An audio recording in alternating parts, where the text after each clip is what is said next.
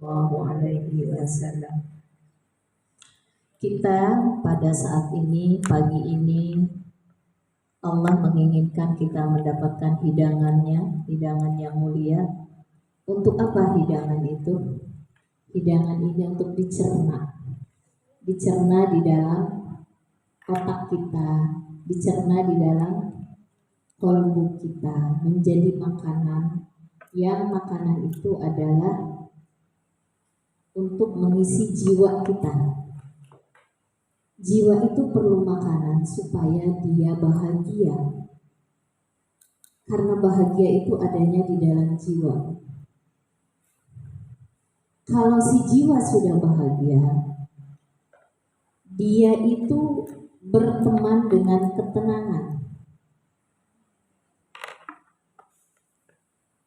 Bahagia dengan ketenangan. Ibu bahagia, artinya ibu kita tenang. Betul.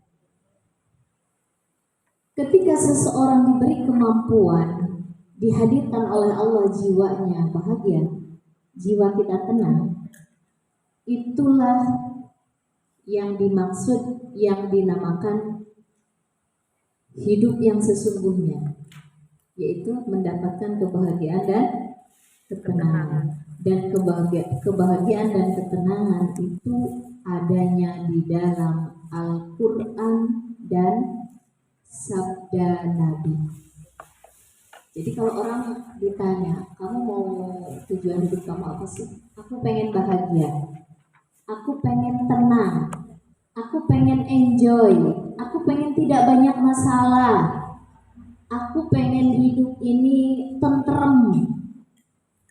Kata para ulama, poin-poin untuk mendapatkan tadi hanya akan didapat ketika orang itu dekat atau dia mempelajari Al-Quran, ilmu Al-Quran dan sabda Nabi. Yang akan kita bahas di dalam Riyadhus Shalihin ini adalah isinya tidak lain hanya dua hal saja. Satu Al-Quran, kedua sabda Nabi. Artinya Allah sedang menggiring kita. Ibu yang hadir di sini itu sedang digiring. Kalau kita giring ayam, bebek, digiring kemana? Kan pasti kalau enggak disuruh makan, disuruh masuk kandang supaya aman dari serigala, supaya aman dari musang, supaya aman dari yang mencelakakan binatang tersebut. Maka kita digiring. Begitupun Allah menggiring hambanya, digiring untuk mendekati ilmu. Allah itu ngegiring pertama ke manusia dengan ketika Allah menginginkan kebaikan kepada orang tersebut, biasanya digiring, Bu. Didorong-dorong gitu, digiring, padahal malas banget. Itu udah strength, Allahu Akbar, malas banget. Tapi kok ada kekuatan untuk langsung ambil air wudhu, lagi leha-leha pegang HP gitu, udah zuhur. Siapa yang berhasil meletakkan HP-nya, contoh ini Maya Bu, berarti dia sedang digiring oleh Allah untuk mendekati ketenangan dan kebahagiaan. Tapi orang itu tidak akan mampu ke sana kalau dia tidak mengerti. Ini kan mengerti kita kan? Pertama yang akan digiring oleh Allah ketika Allah menginginkan kebaikan kepada seorang hamba, maka dia digiring untuk mengetahui ilmunya. Karena ilmu itu keyakinan, Bu. Orang itu mau ngambil wudhu, sholat tepat waktu, kemudian dia berbicara yang baik, itu tidak akan mungkin melakukan itu kalau dia tidak ada sumber keyakinan di dalam hatinya, tidak ada ilmu di dalam pengetahuannya. Gak bakalan, Bu. Dia kalau tidak ngerti ilmunya ya setabrak-tabrak aja lewat hawa nafsunya. Kalau hawa nafsu itu tidak membimbing, yang membimbing adalah pengetahuannya, ilmunya. Ilmu sama dengan keyakinannya. Kita kan berbicara, berbuat, beribadah, berinfak, bersedekah, berpuasa dan sebagainya, itu kan sesuai dengan keyakinan kita, benar nggak Bu? Benar. keyakinan itu sama dengan ilmu, pengetahuan. Maksudnya ilmu agama gitu. Coba ibu pikir, nanti kalau di rumah, saya berbuat ini karena apa? Antara dua, antara ilmu Allah dan ilmu nafsu kita. Kalau yang menggiringnya adalah nafsu kita, itu jauh dari kebahagiaan dan ketenangan, Bu. Jauh, pengennya gini. Aku tuh pengen beli ini, aku pengen ini, aku ini. Jalanlah ke pasar. Yang ada apa? Pulang-pulang, pusing. Udah gitu kesal sama anak, turutin hawa nafsu. Kesal sama suami, nuntut ini, nuntut itu. Yang ada apa setelah nuntut? Ribut. Masalah bukannya selesai, malah tambah masalah. Tapi kalau kita digiring perbuatan kita dengan pengetahuan yang Allah giring tadi, hasilnya pasti akan memuaskan. Itu bedanya, Bu. Jadi bersyukurlah Ibu yang mau datang, yang mau digiring oleh Allah untuk mendapatkan ilmu Al-Quran dan sabda Rasulullah Sallallahu Alaihi Wasallam. Di rumah juga ibadah, Bu. Iya ibadah. Tapi kalau nggak ada ilmunya, nggak kuat keyakinannya, perbuatan yang ada di rumah bukannya nyelesain masalah, malah tambah masalah. Tapi rumah bersih, Bu. Pakaian selesai semua, ini semua oke, tapi kagak ngaji. Ada yang kita cari, rumah bersih tapi masih marah-marah. Duit cukup, tapi kok gelisah karena nggak ditempatkan pada tempatnya. Tidak ada bimbingan dan pertolongan Allah. Orang berduit gimana nggak rapi ke rumahnya, Bu? Kalau dia nggak ngaji, yakin nggak bakalan bahagia. Dia nggak kenal dengan ilmu Al-Quran. Dia nggak dekat dengan sabda Nabi. Banyak duit, banyak tinggi jabatan, popularitas. Yakin Bu, pasti lebih bahagia ibu yang lebih dekat dengan Al-Quran dan sabda Rasulullah Sallallahu Alaihi Wasallam. Maka bersyukurlah ibu yang rajin terus gitu datang. Karena sedang digiring oleh Allah untuk hatinya bahagia dan tenang. Lanjut ya. Hadis yang kedua yang akan kita bahas pada pagi hari ini yaitu tentang bersegera dalam kebaikan. Kemarin hadis yang pertama ya, yang sekarang hadis yang kedua. Ini sabda dari Nabi, Bu.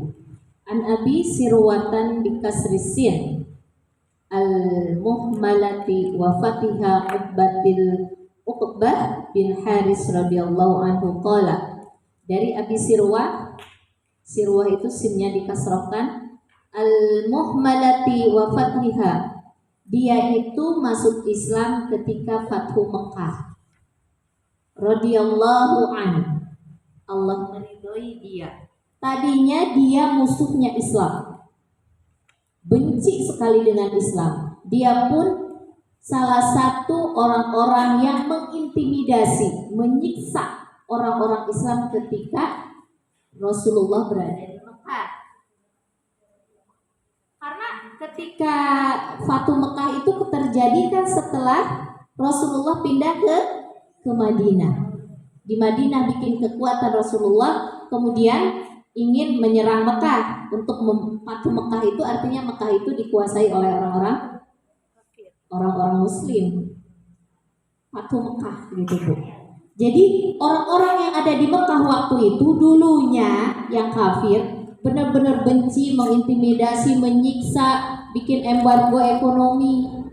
Tahu Bu embargo ekonomi?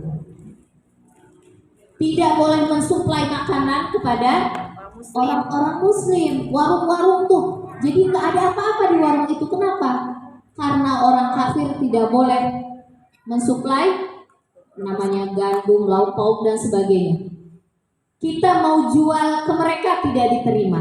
Apa yang terjadi? Penyiksaan kan? Nggak ada ini, nggak ada itu. Mau beli ini, mau beli itu nggak bisa. Itu namanya embargo ekonomi, Bu. Jadi orang tidak boleh mensuplai, kita menjual, melakukan perdagangan juga dilarang. Ini salah satunya Abi Sirwah. Tapi apa? Ketika Fathu Mekah, maka disebut ya Muhammad akhi karim gitu ya. Ketika kami melakukan sesuatu yang buruk kepada kalian, kok balasannya baik banget. Ketika Fatu Mekah itu orang muslim bisa saja membunuh dengan mudah kan orang-orang kafir. Kan kalah mereka. Tapi apa yang dilakukan oleh Rasulullah? Rasulullah memaafkan mereka. Maka kalau orang yang pandai memaafkan, mudah memaafkan, disebut Abdul Afu, hamba yang pemaaf. Hamba yang pemaaf itu kejelekan orang, keburukan orang lebih baik, lebih banyak, tapi kita memberikan sesuatu yang terbaik buat mereka. Maka Rasulullah terkenal dengan akhi karim, kan dipanggilnya.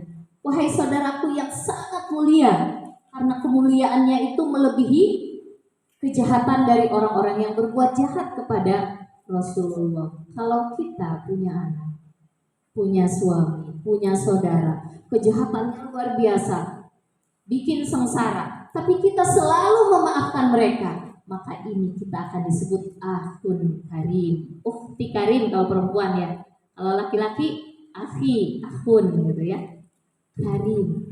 Nah kita di mata Allah itu menjadi orang yang karim. Apa yang terjadi dengan Sirwah? Karena melihat kehebatan akhlaknya Rasulullah pemaaf, yang tadinya benci menjadi sayang. Akhirnya dia masuk Islam. Maka tidak ada namanya dosa besar di hadapan Allah selama orang itu mau bertobat. Ya Allah, saya itu udah ngomongin si anu habis-habisan. Ya Allah, saya ini udah nyakitin habis-habisan. Ya Allah, saya sudah durhaka dengan suami saya, nggak ketulungan, sama anak udah seperti penguasa gitu ya.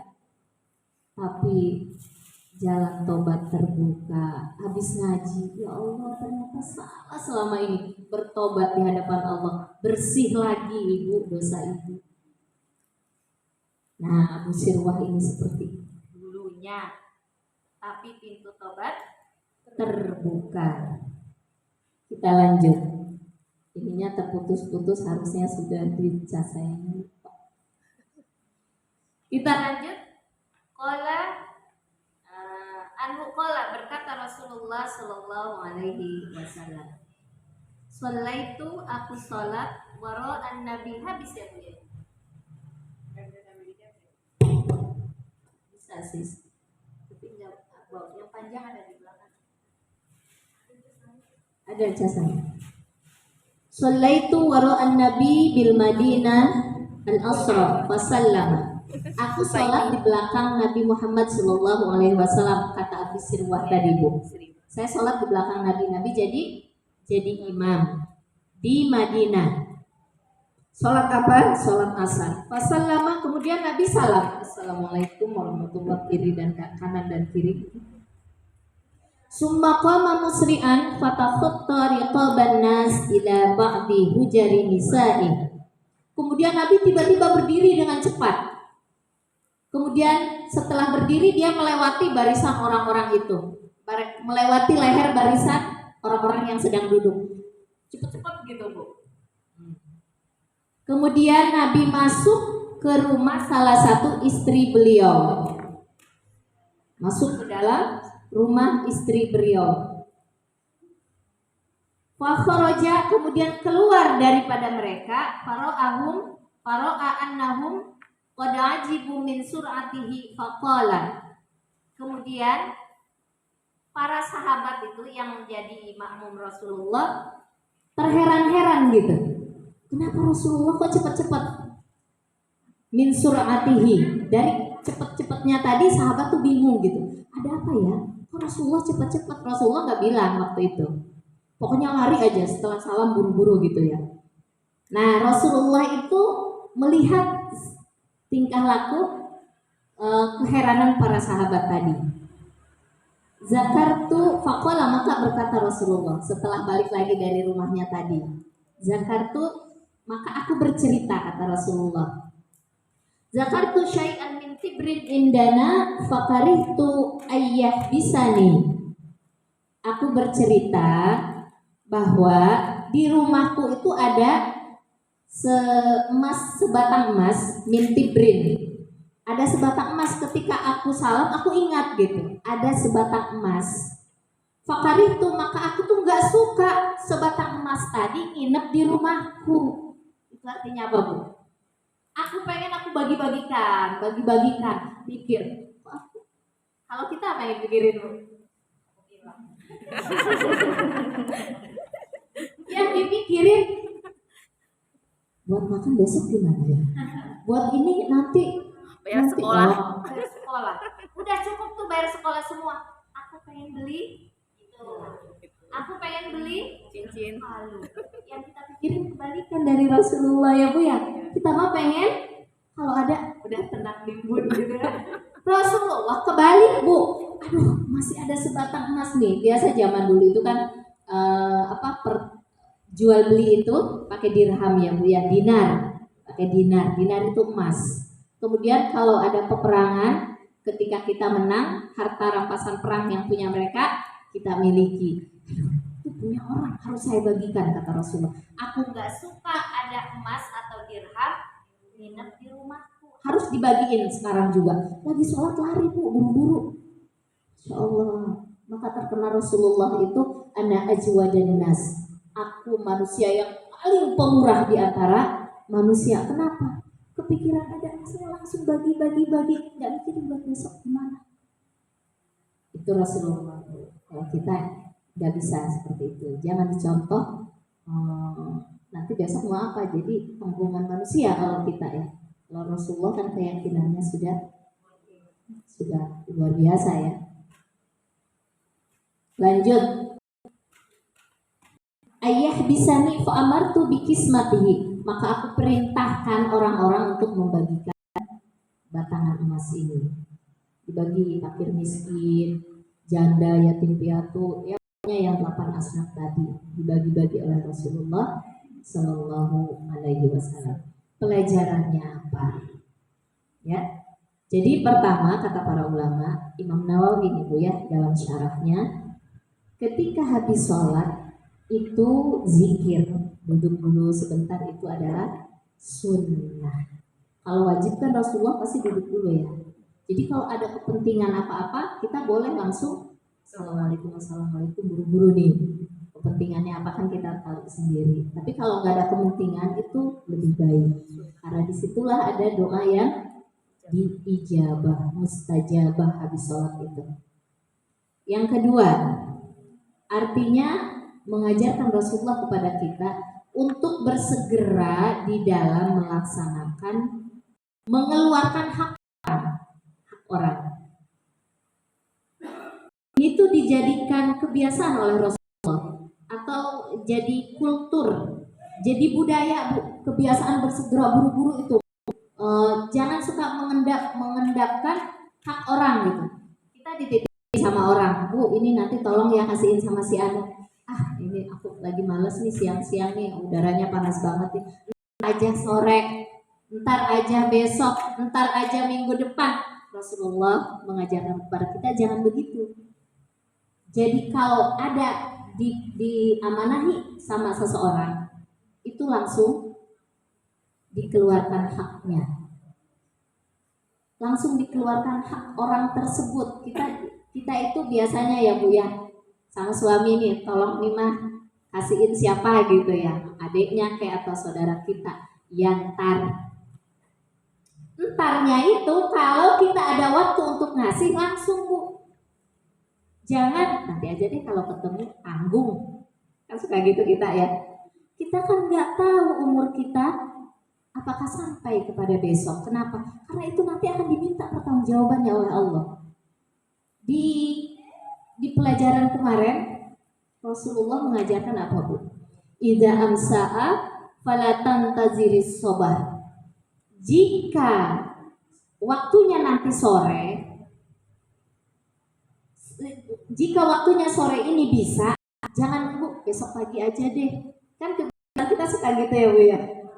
Nanti aja deh, sebentar lagi. Ada waktu Bu.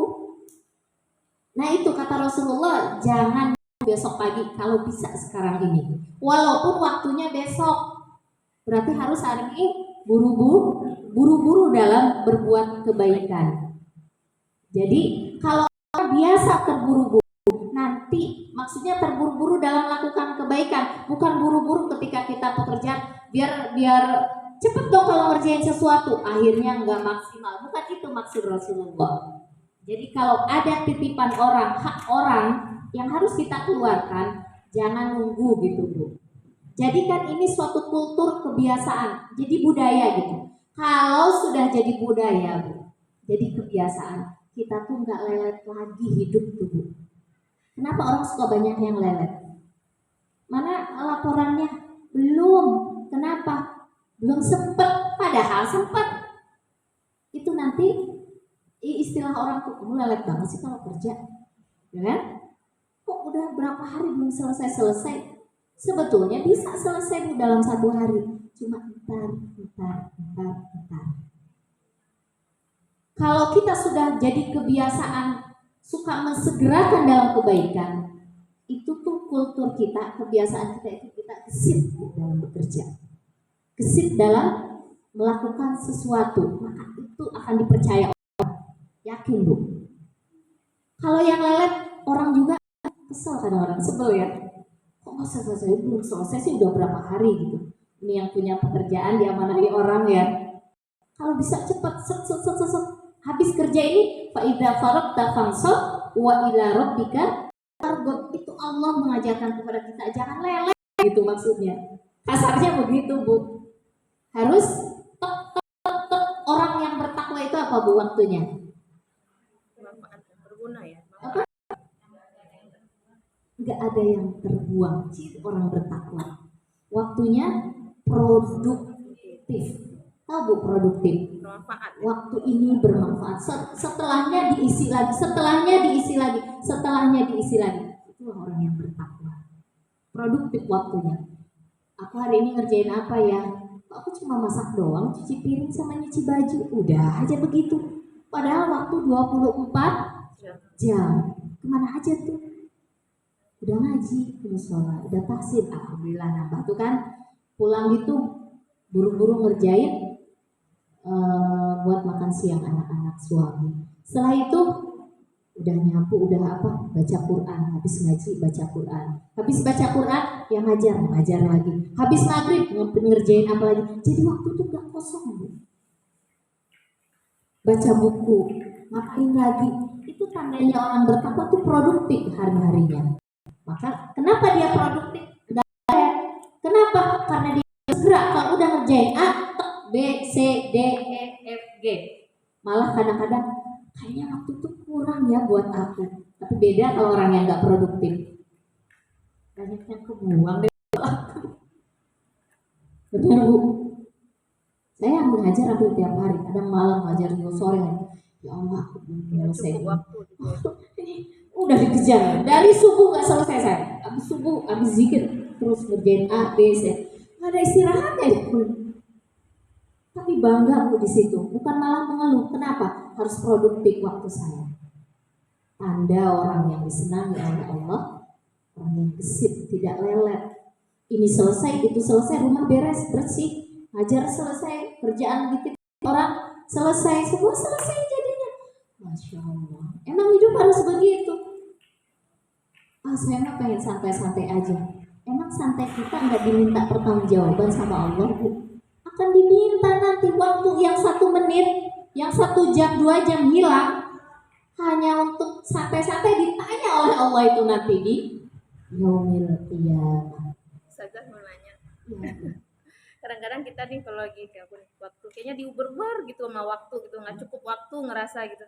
Aduh pengen istirahat gitu siang ya. Itu ada rasa pengen istirahat itu gimana itu? Keinginan boleh Bu. Badan kita juga harus istirahat, jangan terlalu diporsir semuanya. Kayak nggak cukup waktu gitu kan? Kadang-kadang tapi kan Bu, tidak selalu. Tidak selalu. Nah, kitalah yang bisa mengatur waktu, bukan waktu yang mengatur kita. Wa fi anfusikum afala tubsirun. Dan dengan jiwamu, dirimu itu, apakah kamu tidak membaca? Kamu tahu mana waktunya harus istirahat, mana waktunya harus bekerja. Dan ketika waktu itu penuh penuh terus, itu sebetulnya tidak tiap hari. Ada waktu kita untuk istirahat. Ketika selesai istirahat, badan fresh lagi, kerja lagi. Jangan santai. Kalau kita berdoa kadang-kadang minta sama Allah, ya Allah berikanlah aku waktu yang lapang gitu kan. Itu salah nggak itu? Jangan bilang waktu yang lapang. Ya Allah, berikan waktu itu penuh manfaat. Bu, minta waktu. Dan salah satu caranya supaya kita menjadi orang yang produktif, gesit, nggak lelet, nggak menanti-nanti, itu harus dengan doa. Nggak bisa kalau dengan nggak doa tuh. Ini pertolongan Allah, orang-orang yang dapat anugerah ini. Mintanya bukan lapang dada, bukan lapang itu. Jadikan waktuku tuh penuh dengan manfaat. Kenapa kata Nabi? Khairun nas anfa'uhum linnas. Orang yang paling mulia, orang yang waktunya itu diisi dengan hal-hal yang bermanfaat. Yang bermanfaat itu dengan leha-leha atau dengan bekerja produktif, Bu. Kayak gini kan saya pulang ngaji, ntar kerja, pulang ini jemput anak ngaji, gitu aja. Iya, Contohnya udah sore. Begitu, sampai sore, sampai mau tidur lagi. Habis sholat maghrib, kita sholat, kita zikir, baca Quran, ngajarin anak, kemudian ya mungkin melayani suami, kemudian kita sebelum tidur baca doa, bergantung kepada Allah, bangun sholat malam terus begitu. Emang hidup harus seperti itu, Bu. Tapi yakin, Bu, kalau orang yang waktunya produktif, hidupnya bahagia. Walaupun capek, dia tenang. Capek itu identiknya bukan dengan kesusahan, Bu. Kalau kita produktif, kita cari ridho Allah, pasti capek, penuh manfaat, produktif, dapat ridho Allah. Nanti persamaannya adalah dengan ketenangan dan kebahagiaan. Tapi belum tentu waktu yang lapang kosong banyak disia-siakan kita bahagia, belum tentu, Bu. Malas kita suka bingung ya, banyak gelisah, resah. Kenapa ya aku resah? Padahal kerjaan gak banyak, Bu. Jadi sebetulnya yang dicari adalah kebahagiaan dan ketenangan, bukan gak ada kerjaan. Malah justru kalau gak ada kerjaan bingung, Bu. Ada orang nih, Bu, dia dikasih fasilitas, luar biasa fasilitas. Sampai makan pun gak usah ke dapur, tinggal pegang remote. Mau nyalain TV pegang remote, mau buka jendela pegang remote, apa aja duduk di situ. Kagak usah ngerjain apa-apa, semuanya fasilitas ada. Ini saya contohkan, Bu. 1 bulan pasti orang ini gila. Jangan kerja, pokoknya makan tidur. Kenapa dia gila? Gak bahagia hidupnya, gak tenang hidupnya. Mau ngapain saya? Emang saya apa? Kan gitu. Bingung. Malah kebanyakan orang yang stres hidupnya karena tidak produktif, tidak bijak dalam mengatur waktu. Bingung mau ngapain ya? Akhirnya dia dugem. Padahal jiwanya bukan itu yang dia minta. Akhirnya jalan-jalan ke mall, habis-habisin duit, pulang-pulang masalah. Makan di luar heboh-heboh, di rumah. Jadi bukan itu sebetulnya. Hakikatnya hidup itu adalah produktif waktu digunakan yang bermanfaat. Itu pasti bahagia dan tenang. Nah itu yang Allah inginkan seperti itu, Bu. Jadi bagaimana caranya? Lakukan, keluarkan hak orang lain. Jangan menuntut hak kita. Maka bagaimana mencapai keluarga yang sakinah? Saya kan isi keluarga sakinah ya di KUA. 1, kalian jangan suka menuntut hak kalian kepada suami kalian kalau dia seorang istri. Suami jangan menuntut haknya kepada istrinya. Apa yang harus kalian lakukan? Lakukan tanggung jawab secara maksimal. Berikan hak pasangan kita. Berarti lakukan kewajiban kita. Ibu kalau ingin keluarga sakinah mawaddah warahmah, jangan menuntut hak kita kepada pasangan kita. Saya ini udah capek-capek ya, kok kamu nggak mencukupi kehidupan saya? Saya udah capek ngedidik anak, ngelahirin anak, nyusuin, ini segala macam. Malah aku yang bantuin kamu. Jangan menuntut seperti itu. Kalau ingin keluarga kita bahagia, Benar sesuai dengan hadis ini. Jangan menuntut hak kepada orang, tapi lakukan sesegera mungkin untuk memberikan hak orang lain. Melakukan kewajiban kita kepada contohnya suami. Suami, kewajiban saya apa ya sebagai seorang istri? Melayani suami. Saya layani suami, tapi dia tidak memberikan haknya kepada saya. Ngasih bulanannya aja kurang, padahal dia mampu memberikan. Dia pelit dan sebagainya. Jangan menuntut hak kita kepada suami kita. Itu nggak bahagia bu hidup kita. Males banget melayani suami. Kenapa? Dia tuh mampu, dia kasih duit ke aku segini, tapi dia nggak mau. Malah dia poya-poya sendiri. Itu nggak bahagia bu hidup kita. Yakin nggak bahagia? Ini apa yang diajarkan oleh Rasulullah seperti ini. Bersegera aja kalian lakukan kebaikan. Lakukan tanggung jawab kalian. Gak usah nuntut. Suami saya lelet, Bu Pila, gak kerja juga dapatnya segitu. Gak usah nuntut, Bu. Mau bahagia, Bu? Mau. Kagak, mulai dari sekarang gak usah nuntut. Terima aja apa adanya. Insya Allah Allah akan mencukupkan lewat jalan pintu yang lain.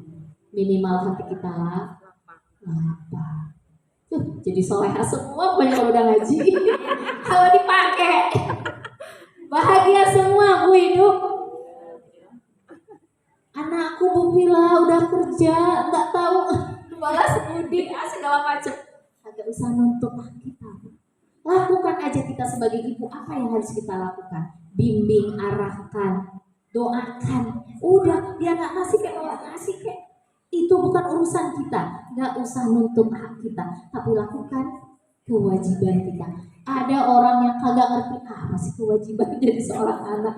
Kita punya orang tua nih, nggak ngerti bu.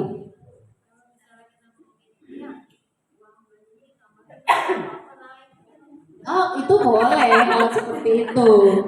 Cabai udah naik. Iya cabai naik sekarang itu 100.000 mana Mama Maris. Sambal nggak terlalu pedas sekarang saya bu. Karena apa nanti takutnya buntutnya nuntut ke suami. Ya udah kita bijak aja gitu. Nggak nuntut boleh. Bang cabai saya tadi pagi begitu sama suami bu. Bang ayo bawang ini harganya udah 60.000 hampir ya. 50 berapa gitu ya. Beli seperempat sedikit banget 3 hari udah habis. Nah, terus kata suami saya apa?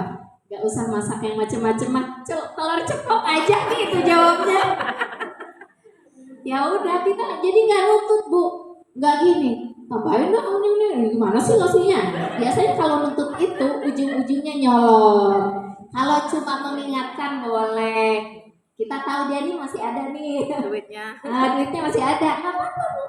Karena itu kewajiban dia. Tapi kita nggak usah nuntut. Kalau nuntut itu biasanya harus. Padahal dia tidak mau melakukan itu, bukan tidak mampu kadang-kadang. Ada tidak mau, ada tidak mampu, beda bu. Kita kan minta nih, bang 100.000 dong sehari. Dia nggak mau ngasih 100, ngasihnya 70 kan kurang tuh. Udahlah, nah siasati aja. Udahlah kita bantuin nyari. Nah itu berarti kita tidak nuntut bu namanya, tapi mengingatkan dia melakukan kewajiban. Kalau dia mampu, dia sebetulnya mampu, kemudian dia ngeluarin. Karena kita ingetin, bang 100.000 dong, kemarin ngasihnya 80 aja setiap hari, kurang nih sekarang, kemudian dia ngasih 100. Gak apa-apa itu, istilahnya kita mengingatkan, tapi gak usah nuntut hak kita. Sebetulnya dalam Islam kita itu ada hak untuk dikasih jajan sama suami. Anak kita 10.000 kita harus lebih 15.000 atau 20.000 lah untuk jajan. Kenapa? Capeknya juga lebih bu. Tapi suami kita nggak sanggup untuk kasih, belum lagi sehari-hari kebutuhan makan, kebutuhan anak jajan sekolah. Jadi anak dulu lah, nggak apa-apa, hak saya nggak nggak dituntut. Kalau ingin begitu bu rumah tangga, nggak usah banyak nuntut istilahnya. Kalau ngingetin kewajiban dia boleh, ya bu ya.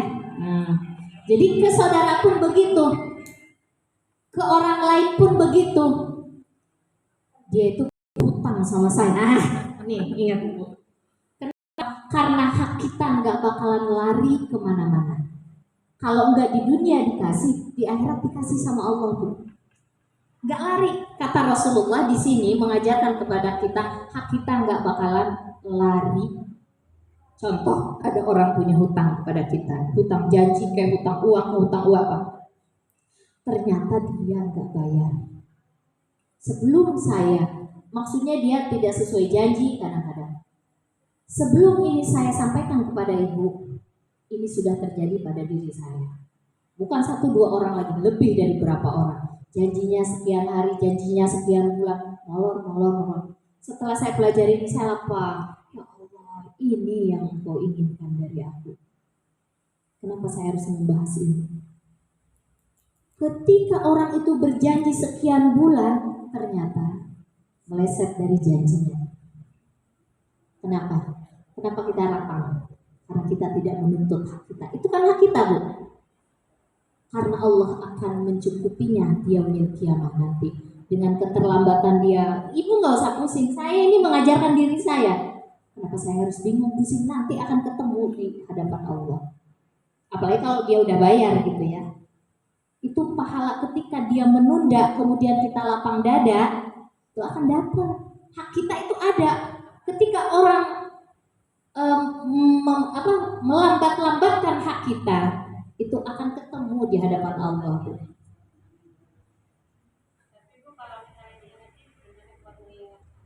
Harus watawasau bil haq watawasau bis sabr. Supaya apa?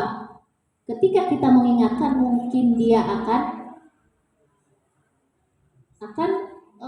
berubah dengan apa yang kita lakukan. Tadinya dia mau mengulur padahal dia ada, kemudian karena kita ingatkan, dia melaksanakan kewajibannya. Berarti kan kita sayang sama dia, sehingga dia terbebas dari dosa. Orang yang suka melambat-lambatkan bayar hutang ketika dia mampu, itu nanti akan diminta pertanggungjawabannya oleh Allah. Yang terpenting apa? Tadi hak kita nggak bakalan hilang ya Bu ya, apalagi kalau dia nggak bayar. Nggak bakalan hilang hak kita, akan tetap akan kita dapat.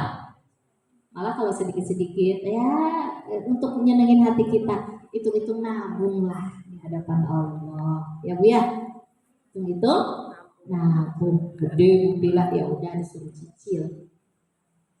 Kalau kecil ya udah bebasin aja, hitung nabung. Yang terpenting kita tidak ada hutang kewajiban kepada orang lain. Maka kenapa Nabi nyuruh segerakan. Ini yang pegang mau kapan nih ngadain bansos, uang udah ada di tangan. Ntar aja Bu. Maksudnya nunda-nunda itu bukan karena belum cukup. Ini tuh karena udah cukup tapi ntar aja gitu. Beda kalau belum cukup ya. Dan itu ada waktunya tenggangnya gitu, beda. Ini kita dikasih amanah sama orang, selesaiin dong ini tugas ini, ngetik ini, atau ini ada uang pegang, tolong dong ini. Padahal sudah bisa pada waktunya, tapi kita, nah itu tanggung jawab kita. Tanggung jawab itu akan terus dikejar oleh Allah. Hutang kan tanggung jawab itu. Bagaimana tanggung jawab kita kepada anak? Itu bukan kita santai-santai, udah saya sekolahin, udah saya ngajiin, udah saya pesantrenin, saya santai aja deh, yang penting nyari duit. Nah, itu model bapak ya. Ibunya juga sama seperti itu nanti kita akan dikejar oleh Allah Bu. Tanggung jawab kita bukan hanya itu, seperti itu Bu. Tanggung jawab itu yang harus kita pikirkan, apa tanggung jawab saya ketika saya hidup di dunia. Nah, jadi yang kedua, jadikan itu kultur, budaya, kebiasaan kita untuk selalu melaksanakan tanggung jawab kita, bersegera gitu. Kenapa kata Rasulullah di dalam hadisnya nih, Ibu perhatiin kalau saya menyampaikan hadis itu. La tu'addunal huququ ila ahliha yaumal qiyamah. Allah itu akan Allah berikan haknya, segala sesuatu akan Allah berikan. Allah itu bakal la tu'adduna itu bakal mengembalikan hak orang yang ketika di dunia nggak mendapatkannya. Jadi begini, kadang kita makan, pakaian, tempat tinggal dan sebagainya itu hak suami. Ketika suami tidak mengeluarkan haknya kepada kita, kata Allah, aku akan mengembalikan hakmu di yaumil kiamah nanti. Nggak usah sewot, jadi lapang deh. Iya, nggak usah sewot kalau suami kurang ngasih. Kenapa kata Allah, aku akan mengembalikan hakmu. itu kata Allah tunggu. Jadi lapang deh sekarang. Tenang aja main ilmu Ridho. ridho itu kenapa kita harus ridho? Ini hadisnya. Sampai kata Rasulullah ada 2 domba, yang satu punya tanduk, yang satu nggak punya tanduk. Diseruduk sama yang punya tanduk. Kata Allah, aku akan berikan hak si domba yang tidak punya tanduk tadi. Dia nggak punya kuasa, tapi ditanduk sama Yang ada tanduk. yang ada tanduknya. Aku akan kembalikan hak yang tidak punya tanduk tadi. Sampai begitu Rasulullah mengatakan itu. Jadi kalau ada orang nyinyirin kita, gibahin kita, mitnah kita, padahal kita tidak melakukan itu, aku akan kembalikan haknya dia udah sakit hati tadi. Jadi kalau kita digibah di apa itu nggak usah terlalu baper. Ntar di hadapan Allah aku dapat pahala gitu aja lah Bu ya. Jangan terlalu sakit hati banget gitu. Kita akan dapat ketemu nanti kebaikan-kebaikan kita, sabarnya kita. Nanti keburukan orang itu akan pindah ke, yang penting kita tidak melakukan itu, karena itu akan dikejar oleh Allah. Kamu ini udah ngambil hak orang, tidak melakukan kewajiban kamu sebagai seorang muslim, dikejar oleh Allah. Kamu sudah gibahin dia, sudah mitnah dia, sudah nyakitin dia, sudah apa segala macam. Itu yang harus kita takutkan. Maka sudah jam berapa? Saya langsung saja. Jadi artinya kata Rasulullah, lakukan saja kewajiban kita, jangan menuntut hak kita. Wa tahsabunahu hayyinan wa huwa indallahi azim. Dalam Quran surat An-Nur ayat 15 ya Bu ya. Jadi apa? Kalian kadang-kadang suka menganggap remeh sesuatu, padahal di sisi Allah itu besar. Contoh, Ibu kadang-kadang kita suka ditanya sama orang ya. Dan salah satu dari ada pada diri kita, kalau seseorang itu ada pada dirinya seperti ini, maka orang ini akan bahagia. Apa? Kita suka menganggap remeh perkataan yang dusta. Dari mana? Ngomong, tanya suaminya, dari mana Neng? Gitu, dari mana Ma? Itu habis dari tetangga sebelah, padahal habis jajan di depan makan bakso. Kalau orang yang suka terbiasa berdusta seperti ini, dia akan anggap remeh tuh. Itu kan bohong dikit daripada nanti dimarahin suami. Apa kata Allah? Kamu menganggap remeh, wa tahsabunahu hayyinan. Kamu menganggap remeh hal seperti itu, di mata Allah itu besar sekali. Neng, kemarin habis dari mana? Habis dari rumah Mama. Habis ngapain? Ceritanya bohong. Nanti aku diprotes lagi dari rumah Mama. Kemudian jalan-jalan kemana? Bukan di situ dong. Rumah Mamanya cuma mampir. Tapi nggak bilang yang lainnya. Kenapa? Karena takut terhadap makhluk. Jadi kebiasaan berbohong itu. Kata Nabi, salah satu tanda orang yang bahagia hidupnya, tenang hidupnya ada 4. Salah satunya sidqul hadis. Kalau berbicara itu jujur, benar. Biasakan Bu berbicara ya. Tapi kalau ngomong yang sebenarnya mungkin nanti dimarah-marahin. Kenapa? Karena itu akan mengarahkan kita untuk selalu melakukan hal yang baik. Maka benar kata Nabi. Apa Bu hadisnya? Inna sidqa yahdi ilal bir. Sesungguhnya kalau orang biasa berkata yang jujur, maka itu akan mengarah kebaikan. Benar Bu. Jadi kita mau melakukan sesuatu yang tidak baik itu mikir dulu. Kenapa? Karena nanti saya kalau ditanya suami bla bla bla bla, jangan saya nggak mau melakukan ini karena saya tidak mau berdusta. Akhirnya gitu. Jadi kita selalu baik-baik gitu Bu. Jadi jangan dibiasakan untuk berkata walaupun itu kelihatannya rendah. berkata bohong gitu Bu, nanti akan mengarahkan untuk berbuat baik. Kenapa? Benar kata Rasulullah, wa innal birra yahdi ilal jannah. Karena kebaikan yang kita lakukan tadi, karena jujur, itu akan mengarahkan ke surga. Beda kalau orang suka bohong, dikit-dikit bohong. Neng, ini kenapa habis uang sebelum waktunya? Itu barang-barang mahal, padahal kita beli jilbab lagi. Padahal jilbab udah banyak. Kenapa? Karena ketika kita bohong, itu kita sudah berlebihan. Jilbab kan banyak. Coba kalau kita berpikirnya begini, saya nggak boleh bohong sama suami. Dikasih uang pas-pasan, kita nggak nyari ini Bu. Masalahnya kita nggak nyari. Ketika kita mau beli lagi, biar nggak dimarahin, saya bohong aja. Bohong monyuk. Kenapa bohong itu mengarahkan kepada neraka? Karena jilbab yang ada masih cukup, kita udah beli lagi. Itu namanya mubazir, berlebihan. Itu yang mengarahkan ke neraka. Kecuali suami kita lebih memberikan uangnya, ini pas-pasan. Lebih pun nanti akan diminta pertanggungjawaban oleh Allah. Kamu kan jilbabnya sudah ada, kenapa beli lagi? Itu tuh akan ditanya Bu. Tapi karena kita ingin selalu jujur, akhirnya kita nggak jadi beli jilbab yang baru. Yang lama aja udah masih bagus kok, banyak yang lain. Itu maksudnya Bu. Kenapa kita tidak boleh berdusta? Ini yang ringan-ringan aja kalau saya. Atau anak kita. Kenapa kita nggak boleh berdusta? Ada orang sumbangan atau arisan atau apa nagih gitu. Bilang nggak ada. Kenapa? Kenapa bilang aja kalau nggak ada langsung? Maaf ya, perkataan yang baik itu lebih baik daripada bersedekah. Kalau emang nggak ada.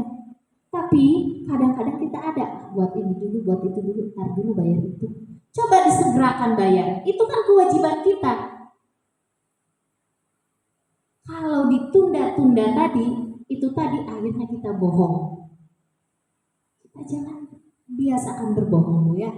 Saya kalau mau ke depan aja tuh kata Bu Nida, lebay amat sih ke depan aja harus bilang. Saya mau ke depan ya, mau ini, karena saya ingin mengajar diri saya tak berbohong gitu Bu. Kadang-kadang ada juga bohongnya, padahal udah ngejaga banget. Gimana kalau nggak dijaga Bu, hidupnya bohong terus. Nah itu, wa innal kaziba, sesungguhnya bohong itu yahdi ilal fujur. Orang suka biasa bohong, nanti ujung-ujungnya keburukan. Wa innal fujuro yahdi ilan. Nah, yang kedua, kalau ingin bahagia hidup, pertama jangan suka bohong. Hifzul amanah, menjaga amanah. Kalau kita dikasih tugas oleh sekelompok orang atau di jamaah ini, pegang amanah itu. Saya tugasnya apa? Lakukan yang baik. Tapi saya nggak dapat ini, nggak dapat itu nggak usah dituntut. Kalau saya tugasnya sebagai pengajar, saya harus sungguh-sungguh mengajar. Kenapa? Karena kalau saya tidak sungguh-sungguh atau saya mengharapkan sesuatu, nanti akan diminta pertanggungjawabannya. Melakukan sesuatu dengan sungguh-sungguh dan ikhlas karena Allah. Kalau nggak ikhlas nanti dituntut lagi sama Allah. Kamu udah bagus sih, tapi motifnya apa? Ditanya lagi itu dua itu. Satu, sungguh-sungguh melakukan kewajiban kita. Kedua, ikhlas. Karena ikhlas adalah kewajiban. Ikhlas itu wajib Bu. Kenapa? Karena ketika kita tidak ikhlas, itu akan dituntut oleh Allah. Karena kewajiban ikhlas. Oh, ikhlas itu kewajibannya, iya, maka harus lakukan pekerjaan itu harus dengan ikhlas. Karena kalau kita nggak ikhlas, karena ikhlas itu kewajiban rumus ya Bu, diminta sama Allah, dikejar-kejar sama Allah. Tampak lagi. Iya, tampak lagi. Insya Allah. Yang ketiga, wa husnul khuluq, lakukan segala sesuatu itu dengan baik, akhlak yang baik. Jangan ngegerutu, senyum, manis. Akhlaknya indah di hadapan manusia. Karena ketika kita marah, ngegerutu dan sebagainya yang dilarang oleh Allah, tidak berakhlak baik, akan dituntut oleh Allah, dikejar oleh Allah.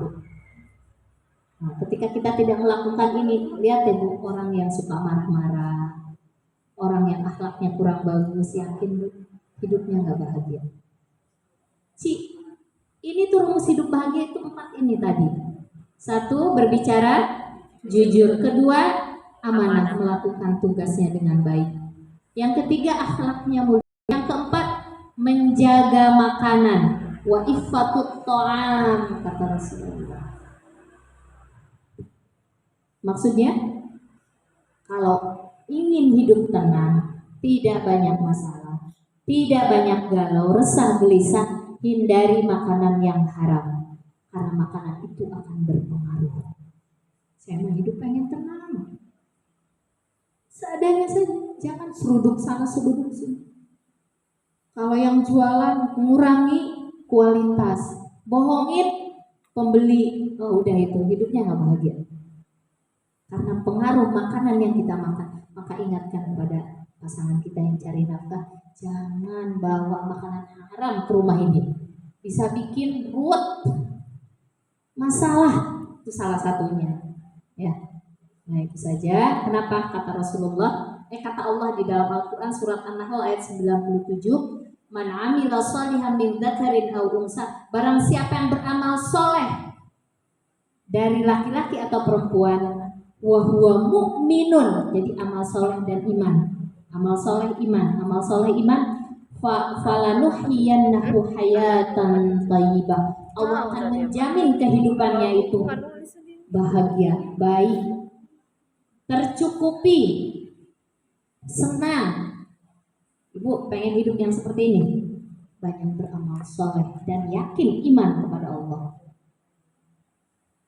Beramal soleh itu bersegera dalam kebaikan, bersegera.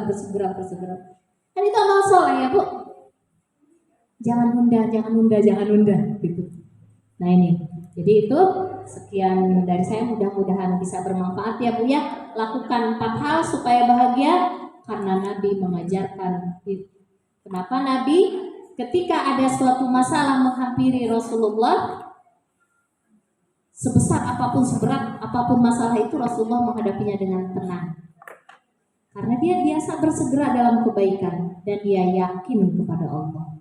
Itu Bu, maka hidupnya akan tenang.